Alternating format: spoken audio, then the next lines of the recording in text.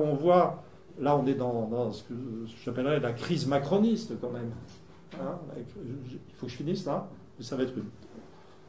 Je vais faire comme avec les journalistes qui m'obligent tout le temps à parler de Macron pour finir. Donc maintenant, j'ai pris le pli et je voudrais que cette question de l'intelligence ou de la répartition de l'intelligence dans la société, je pense, est en train de devenir un vrai enjeu idéologique et que je peux vivre. Parce qu'en fait, ça fait longtemps que j'insulte des présidents de la République.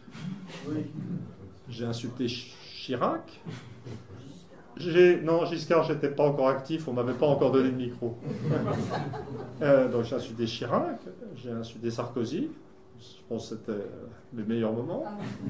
Hein? Voilà.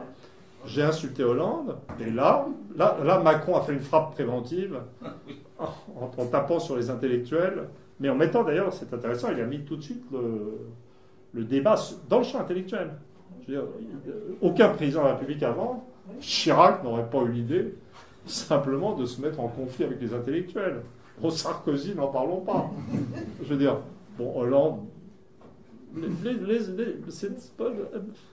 Hollande devait être persuadé qu'il était super intelligent, mais bon, voilà. Mais Macron a vraiment mis, quand même, voilà, hein, vous êtes vieux, vous êtes bête, moi je sais, puis il y a cette image d'un Macron supérieurement intelligent, alors qu'à ma connaissance, il a quand même, c'est pas le critère, mais il a raté le concours de Normal Sup, il a été pris à l'ENA, il est dans l'inspection des finances, donc ça veut dire qu'il était dans la catégorie meilleur Fayot, puisque c'est ça que ça veut dire.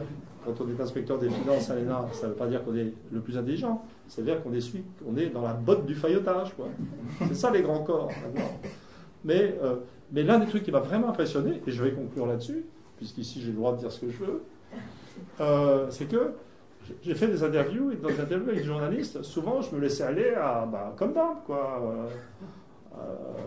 J'ai réussi à le placer là, chez Léa Salamé, qui avait l'air navré de ne pas m'avoir empêché, parce que c'était du direct. J'ai dit, quand même, Macron, il n'a pas l'air bien fut-fut. Voilà. Mais il faut bien voir que dans toutes les interviews que j'ai données à la presse écrite, je disais, non, mais quand même, moi, je trouve qu'il n'a pas l'air très intelligent, ce garçon. Je ne l'ai jamais entendu dire un truc intelligent, original. Et là, alors que si je disais ça sur Chirac, il n'y avait pas de problème. Je disais ça sur Sarkozy, encore moins de problème. Alors qu'en fait, ce sont des gens intelligents, Chirac et Sarkozy. Bon, Hollande, j'irai pas jusque-là.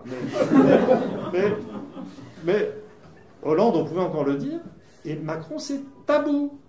C'est tabou. C'est-à-dire que l'idée d'intelligence suprême du président nous renvoie à la grande époque du stalinisme, en fait. Et donc, c'est vraiment un enjeu.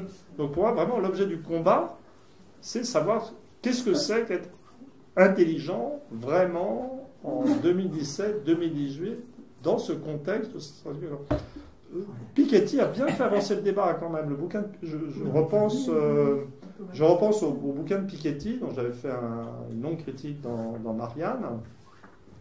Et Piketty, il était en fait en pointe, parce qu'il disait, non, mais les histoires de